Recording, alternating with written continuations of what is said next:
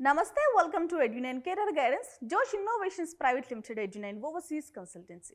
మనం గతంలో తెలంగాణ రాష్ట్రంలో ఉన్న 3 యూనివర్సిటీ నుంచి వచ్చిన కంబైన్డ్ నోటిఫికేషన్ గురించి మాట్లాడుకున్నాం. బైపీసీ స్ట్రీమ్ వాళ్ళకి వీళ్ళందరికీ కూడా ఎలిజిబిలిటీ క్రైటీరియాలో తెలంగాణ ఎప్సెట్ 2025లో క్వాలిఫై అయిన ర్యాంక్స్ ఆధారంగా మెరిట్ ఆధారంగా వాళ్ళకి ర్యాంక్స్ వస్తాయి కదా, ఆ ర్యాంక్స్ ఆధారంగా వాళ్ళకి కౌన్సిలింగ్ అనేది జరుగుతుందండి. సో మనం మొదటి ఫేజ్ యొక్క కౌన్సిలింగ్ గురించి మాట్లాడుకున్నాం అండ్ సీట్ మ్యాట్రిక్స్ కూడా ఎక్స్ప్లెయిన్ చేశాను. సో ఈ వీడియోలో ఏం చేద్దామంటే సెకండ్ ఫేజ్కి సంబంధించిన కౌన్సిలింగ్ డీటెయిల్స్ గురించి మాట్లాడుకుందాం. ఏ ర్యాంక్ వచ్చిన వాళ్ళు ఏ కాలేజ్కి వెళ్ళాలి కౌన్సిలింగ్కి అండ్ ఏ డేట్లో వెళ్ళాలి, ఏ టైం వరకు వెళ్ళాలి మాట్లాడుకుందాం. అలాగే మనం సీట్ మ్యాట్రిక్స్ కూడా చూద్దామండి. ఓకేనా? మనకి ఎవరి నుంచి వచ్చింది ఈ నోటిఫికేషన్? తెలంగాణలో ఉన్న 3 యూనివర్సిటీస్ నుంచి కంబైన్డ్ నోటిఫికేషన్ ఇది. Professor Jayashankar Telangana agriculture university నుంచి, అలాగే పివి నరసింహారావు తెలంగాణ వెటర్నరీ యూనివర్సిటీ నుంచి, అలాగే శ్రీ కొండా లక్ష్మణ్ తెలంగాణ హార్టికల్చర్ యూనివర్సిటీ నుంచి. సో ఈ 3 యూనివర్సిటీ నుంచి మనకి నోటిఫికేషన్ అయితే రిలీజ్ అయింది. గతంలో చేసిన డీటెయిల్డ్ నోటిఫికేషన్ ఎవరైనా చదవకుండా లేదంటే చూడకుండా ఉంటే కనుక ఒక్కసారి ఆ వీడియో చూసే ప్రయత్నం చేయండి. ఎందుకంటే మీకు ఈజీగా అర్థమవుతాయి. ప్రాస్పెక్ట్స్ ఏంటి, ఎలిజిబిలిటీ ఏంటి, ఫీజెస్ ఎంత, ఇవన్నీ కూడా మనం మాట్లాడుకున్నాం. డాక్యుమెంట్ లిస్ట్ ఏంటి. సో ఈ వీడియోలో మనం ఇంపార్టెంట్ డేట్స్ గురించి మాట్లాడుకుందాం. ఓకేనా? మనకి కోర్సెస్ కూడా మాట్లాడుకున్నామండి. కోర్సెస్ గురించి కూడా చూడండి. బీఎస్సీ హానర్స్ అగ్రికల్చర్ చేయాలి అన్నా, బీఎస్సీ హానర్స్ కమ్యూనిటీ సైన్స్ చేయాలన్నా, లేదు అంటే బీటెక్ ఫుడ్ టెక్నాలజీ చేయాలన్నా, బీవీఎస్సీ అంటే వెటర్నరీ సైన్స్ కానీ యానిమల్ హస్బెండరీ కానీ చేయాలి అన్నా, లేదు అంటే బీఎస్సీ ఫిషరీ సైన్స్ చేయాలన్నా, బీఎస్సీ చేయాలన్నా హానర్స్ హార్టికల్చర్లో. సో ఈ కోర్సెస్కి సంబంధించి అంటే మీరు సెలెక్ట్ చేసుకున్న స్ట్రీమ్కి సంబంధించి ఎలిజిబిలిటీ కూడా మనం మాట్లాడుకోవడం జరిగింది. సో ఆ వీడియో కంపల్సరీ చూడండి. మీకు తెలంగాణ వెబ్సైట్లో 173 నుంచి 2897 మధ్యలో కనుక ర్యాంక్ వచ్చినట్టయితే మీరు సెప్టెంబర్ 3వ తారీఖున కౌన్సిలింగ్కి వెళ్ళాల్సిన అవసరం ఉంటుంది. 10 గంటల లోపే వెళ్ళడానికి ట్రై చేయండి. ఎవరెవరు వెళ్ళాలి అంటే all categories of applicants. So కేటగిరీస్తో సంబంధం లేకుండా, ఎందుకంటే కేటగిరీస్లో ఆల్ అన్నారు కాబట్టి అందరూ వచ్చారు. అందరూ అంటే OC, BCA, BCB, BCC, BCD, BCE, SC group 1, SC group 2, SC group 3, అలాగే ఎస్టీ, ఈడబ్ల్యూఎస్. సో వీళ్ళందరూ కూడా మళ్ళీ non rural, rural, non farmers, agriculture labours, మళ్ళీ ఫార్మర్స్ కోటా. ఈ కోటాస్ గురించి కూడా నేను ఎక్స్ప్లెయిన్ చేయడం జరిగింది. అంటే అసలు భూమి ఎవరికి ఉండాలి, భూమి ఎవరికి ఉండొద్దు, ఇవన్నీ కూడా మాట్లాడుకున్నాం కదా. భూమి ఎవరి పేరు ముందు ఉంటే కనుక యాక్సెప్ట్ చేస్తారు. సో ఇవన్నీ మాట్లాడుకున్నాం కాబట్టి ఎవరికైనా గుర్తులేకపోయినా లేదు అంటే అవసరం ఉన్న చూడండి ఆ వీడియో. రైట్. ఇక 2903 నుంచి 4499 మధ్య కనుక మీకు ర్యాంక్ వస్తే మీరు సెప్టెంబర్ 4వ తారీఖున వెళ్లాల్సిన అవసరం ఉంటుందండి, ఆ రోజు థర్స్డే. ఇక మీకు కనుక 4501 నుంచి 6000 మధ్య కనుక ర్యాంక్ వచ్చినట్టయితే మీరు సెప్టెంబర్ 8వ తారీఖున కౌన్సిలింగ్కి వెళ్లాల్సిన అవసరం ఉంటుంది. సెకండ్ ఫేజ్ యొక్క కౌన్సిలింగ్.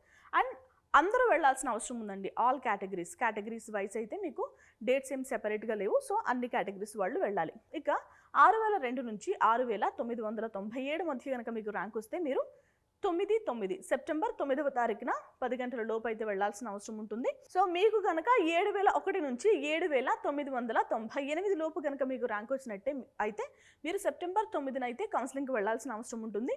ఇందులో ఏంటంటే only agriculture labours, rural, farmers only. ఇక్కడంటే మనకి ఇక్కడ కొన్ని సెపరేట్గా ఉన్నాయి కదా, నాన్ రూరల్, రూరల్. సో అవైతే లేవు. సో ఒక్కసారి డీటెయిల్గా చెక్ చేసుకుని అందరూ అన్ని క్యాస్ట్లకు సంబంధించిన వాళ్ళు వెళ్లాల్సిన అవసరం ఉంది. ఇక మీకు కనుక 8074 నుంచి 11925 లోపు కనుక ర్యాంక్ వస్తే మీరు సెప్టెంబర్ 10న అయితే కౌన్సిలింగ్కి వెళ్ళాలండి. మీరు కనుక అంటే బీసీఏ కేటగిరీకి చెందిన అగ్రికల్చర్ లేబర్స్ కానీ, రూరల్ కానీ, ఫార్మర్స్ కేటగిరీకి చెందిన వ్యక్తులు అయితే కనుక ఆ డేట్లో వెళ్ళాలి.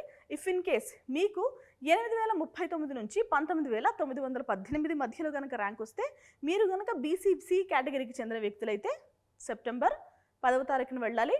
8022 నుంచి 14855 లోపు కనుక ర్యాంక్ వస్తే బీసీఈ కేటగిరీ అయితే కనుక సెప్టెంబర్ 10నే వెళ్ళాలి.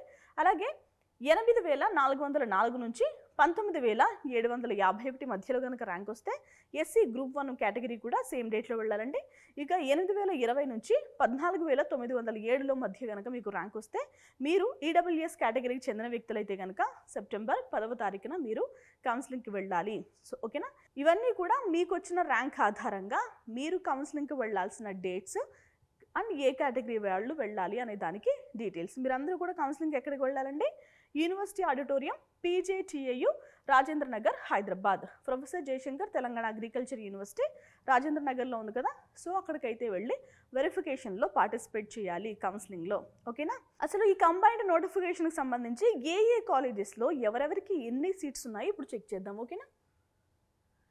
Right. Combined counselling for admissions into BPC stream courses of PJTAU, PVNR-TVU, అలాగే SKLT-GHU. సో ఈ కంబైన్డ్ యూనివర్సిటీస్ నుంచి రిలీజ్ అయిన నోటిఫికేషన్ కాబట్టి ఒకసారి చెక్ చేద్దామండి. మనకి కాలేజ్ ఆఫ్ అగ్రికల్చర్ రాజేంద్ర నగర్లో వచ్చేసరికి 19 సీట్స్ అయితే ఉన్నాయి ఆల్ కేటగిరీస్కి. నేను మళ్ళీ స్పెషల్గా ఏం చెప్పట్లేదు. అండ్ అగ్రికల్చర్ కాలేజ్ అశ్వారావుపేటలో వచ్చేసి 38 సీట్లు ఉన్నాయి. అగ్రికల్చర్ కాలేజ్ జగిత్యాల విషయానికి వస్తే ఇక 22 సీట్లు అయితే ఉన్నాయి. అగ్రికల్చర్ కాలేజ్ వరంగల్లో అయితే కనుక 24 సీట్లు ఉన్నాయి. BJR అగ్రికల్చర్ కాలేజ్ సిరిసిల్లలో ఉందండి. ఈ కాలేజ్ 61 సీట్లు అయితే ఉన్నాయి. ఇక అగ్రికల్చర్ కాలేజ్ ఆదిలాబాద్ విషయానికి వస్తే 31 సీట్లు అయితే ఉన్నాయి. సో మొత్తం ఎన్ని ఉన్నాయండి? రాజేంద్ర నగర్ పరిధిలో 221 సీట్లు అయితే ఉన్నాయి ఈ కోర్స్ చేయడానికి. ఓకేనా? రైట్. ఇక నెక్స్ట్ కాలేజెస్ చూద్దాం. College of veterinary science Rajendra Nagar, Hyderabad. ఈ కాలేజ్లో 2 సీట్లు. అలాగే college of veterinary science Korutla, Jagtial జిల్లా. సో ఈ కాలేజ్లో కూడా 2 సీట్లు. అలాగే college of veterinary science Munnur, Warangal జిల్లా. ఈ కాలేజ్లో కూడా 2 సీట్లు. టోటల్ 6 సీట్లు అయితే ఉన్నాయి. ఇక నెక్స్ట్ కాలేజ్ వచ్చేసి college of horticulture Rajendra Nagar, Hyderabad. ఈ కాలేజ్లో మనకి 36 సీట్లు.